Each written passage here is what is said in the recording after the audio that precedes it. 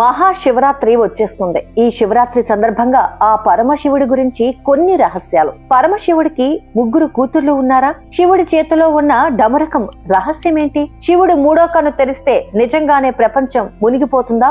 ఈ వివరాలు తెలుసుకోవాలంటే వీడియో చివరి వరకు చూడండి. అనేక పురాణాలు, కథలు శివ పురాణంలోనూ శివుడి కుమార్తెల గురించి ప్రస్తావించారు. శివ పురాణంలో రుద్ర సంహితలో శివుడి కూతుళ్ల గురించి ప్రస్తావించారు. శివుడికి అశోక సుందరి, జ్యోతి, మానస అనే 3 కూతుళ్లు ఉన్నారు. శివుడిని చూడగానే మనకి కొన్ని గుర్తుకు వస్తాయి.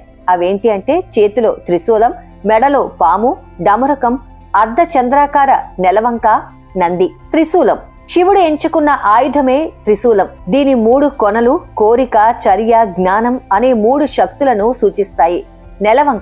నెలవంక చంద్రుడు శివుడిని తరచుగా తన జట ఒక అర్ధ చంద్రాకార చంద్రుని కళారూపాలతో చిత్రీకరించారు. చంద్రుడు వృద్ధి చెందటం, తగ్గిపోవటం అనేది ప్రకృతి అత్యంత శాశ్వతమైన చక్రాన్ని సూచిస్తుంది. హిందూ మతం క్యాలెండర్ ఈ ప్రక్రియపై ఆధారపడి ఉంటుంది. పాము శివుడు ఆయన మెడ చుట్టూ 3 సార్లు చుట్టబడిన ఒక పామును ధరిస్తారు. పాము యొక్క 3 చుట్టలు భూత, వర్తమాన, భవిష్యత్తు కాలాలను సూచిస్తాయి. పాము హిందువులు పూజించే పవిత్రమైన ప్రాణిగా చెప్పవచ్చు. డమరుకం శివునితో సంబంధం కలిగిన ఒక చిన్న డ్రమ్ వంటి వాయిద్యం. శివ కళాత్మక అభివృద్ధి స్వాధీన సమయంలో డమరుకం లయతో నాట్యం చేస్తారు. నంది శివునికి అతి దగ్గరలో ఉన్న ఆప్త మిత్రులలో ఒకటి.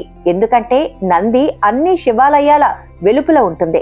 శివ భక్తులు తమ కోరికలను శివునికి విన్నవించమని నంది చెవుల వద్ద గుసగుసా చెప్పుకుంటారు.